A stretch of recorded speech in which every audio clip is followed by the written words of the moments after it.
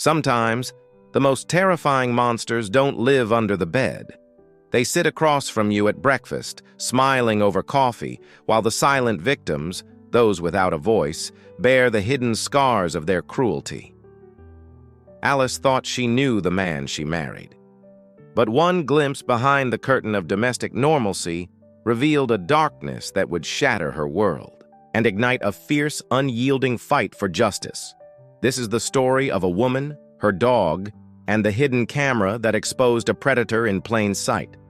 Let us know where you are watching from and what time you found this video. On a Tuesday afternoon, Alice's world, which had been a cozy tapestry that was woven with the threads of marriage, and the warm, snuffling presence of Lucky, her French bulldog, who was 8 years old, became irrevocably shredded. Lucky was found hunched behind the couch, with a constellation of furious, oozing sores marring the silky skin around his ears and head. She discovered him in this position. His ears, which were shaped like bats and were pinned flat, were quivering with tremors, and his whole small body was shaking. A whine came out of him as she reached for him. It was not his typical cheerful grunt, but rather a sound that was scraped bare from the depths of terror at that moment. Tom, who was sitting in the dim light with his tablet, hardly looked up every once in a while. "What's up?" "Oh, you mean that? You must have gotten into a fight with the terrier earlier in the courtyard, which is located below. It was probably all begun by a little fool." His tone was slick and dismissive, and he showed no care whatsoever for the quivering thing that Alice was holding in her arms, like that of broken porcelain. When Lucky's fear was taken into consideration, the explanation seemed to be as weak as wet cardboard. It was not convincing and seemed to be falling apart.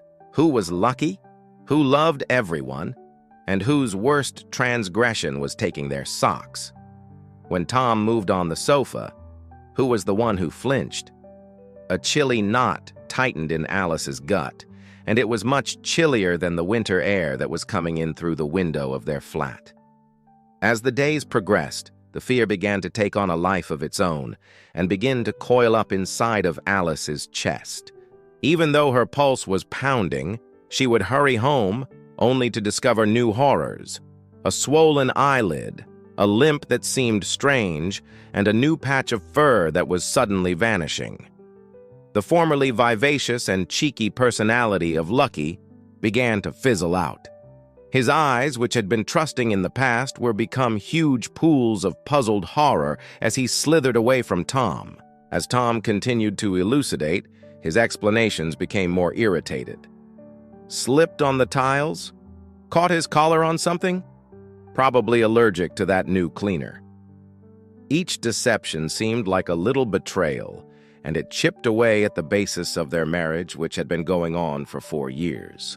The moment when Lucky finally broke down was when he turned down his favorite duck-shaped treat, which was something he had never done before. On that particular evening, Alice conducted research with an intensity that was formed out of desperation, while Tom slept soundly. She quickly typed the following phrases on the keyboard: covert indoor cameras, pet monitoring systems, and hidden nanny cams. A small lens that was disguised as a phone charging block was the one that she decided to use.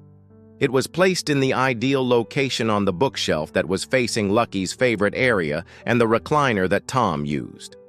Her hands were trembling with a horrible mixture of shame and determination as she established it, and it seemed like she was laying a bomb in her own living room. The next day seemed to drag on for what seemed like an eternity. In spite of the fact that she had a lead weight in her stomach, Alice left work early. When I opened the door, I saw a scenario that was eerily familiar. Lucky was cowering in his bed, a new, furious scratch evident on his snout, and his body was emitting pure, unadulterated dread. Despite his stumpy tail, he did not even wag it. Alice didn't inquire about it this time. She did not glance at Tom at any point. She promptly made her way to her laptop, where she immediately put in the concealed disk and accessed the stream. Her chest tightened, and then she became completely silent. It was not a haze of violence that was captured on video. Rather, it was something that was far more disturbing in its deliberate savagery. Tom was shown not in a state of wrath, but rather with a scary and distant calmness. He was reading when he suddenly lowered his book in a nonchalant manner. With a timid approach, Lucky, who was always full of optimism, had gently approached Tom, poking his palm with his moist nose in a straightforward desire for attention. Tom's response was absolutely horrifying. His hand was not stroking Lucky.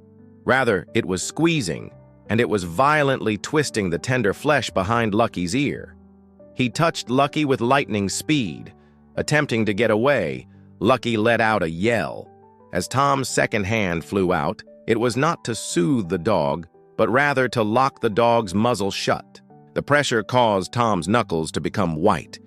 Putting his face only a few inches away from Lucky's, he lowered himself and started hissing. The microphone was unable to pick up on the low, poisonous stream of words that Lucky was saying, which were interrupted by sharp, purposeful flicks against his damaged head. This was not a shouting sound. He continued to hold the scared dog there, frozen, and subjected him to this quiet agony for a whole minute, which was excruciating, before finally releasing him with a push that was full of scorn. When Lucky was in a state of blind fear, he sprinted away and crashed into the leg of the coffee table. To demonstrate that he had merely dealt with a small issue, Tom just took up his book once again. He seemed to have a grin on his lips that was somewhat pleased. It was not rage that was fueled by the heat of the moment. It was a cruel and purposeful kind of torture, a display of power that was perpetrated against a defenseless creature that had placed its confidence in him. The guy with whom she shared a bed and her life was a sadist who wore a convincing mask. He was the life partner she shared with him. None of the world's lights went out. In a terrifyingly clear and crisp manner, it was as clear as broken glass.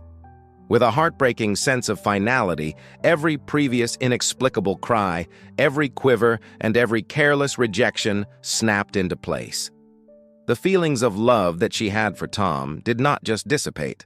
Rather, they coagulated into a stony, icy ball of disgust. No screams came from Alice. She did not shed any tears. Despite the horrifying efficiency of survival, she walked with confidence. After picking up the shaking Lucky, whose fearful eyes mirrored her own frigid rage, she went out the door without any more delay. She drove to the emergency veterinarian, and then she went immediately to her attorney's office, all the while saving the film from the secret camera on 3 different discs. Not only did she choose to divorce, but she chose to do it with a vengeance. In possession of the video proof that cannot be refuted, the veterinarian turned out to be her ally. Lucky's injuries were extensively recorded by the veterinarian, including not just the recent scratch, but also the previous wounds that were still healing, which were consistent with recurrent trauma and immobilization. Exhibit B was the medical report that was submitted. The video evidence that was presented to the police was indisputable, despite the fact that filing the police complaint was not a simple task. Tom was taken into custody for neglecting animals. The fact that the abuse was captured on tape in a detached and deliberate manner makes the claim more compelling. The courts recognized the monster. Alice's petition for divorce was not solely based on the concept of irreconcilable differences. Both the extreme violation of trust and the brutal treatment were noted. The film, which was seen at a private hearing, made certain that Tom did not get anything that he was not legally required to receive. An instant restraining order was issued, which safeguarded both Alice and Lucky from any potential harm. The world saw the slipping of his mask selectively. There was no public posting of the video by Alice. Nevertheless, she informed her close friends and family members about the conclusion of the police report, as well as the cause for the divorce. Overnight, the carefully crafted image that Tom had been cultivating, the easygoing person, the dog tolerator, all vanished. The size of his social circle shrunk to nullity. Time, veterinary attention, and a secure environment let Lucky's physical wounds to recover.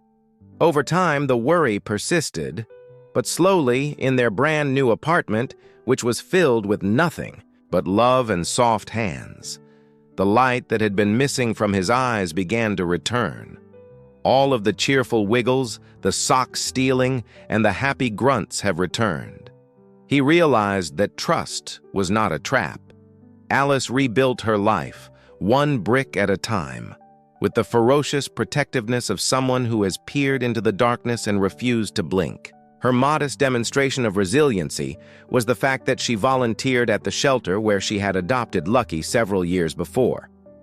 In addition to capturing a monster, the concealed camera in apartment 4B had also resulted in the destruction of an illusion and the liberation of two souls. It wasn't simply that Alice made the decision to divorce. She made the decision to survive, and in the end, she rescued herself by rescuing Lucky.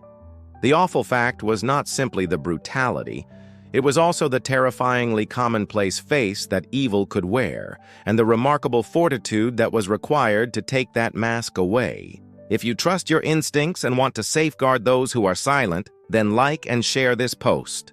There are times when justice is a lady who is reserved, has a camera, and has the bravery to click play.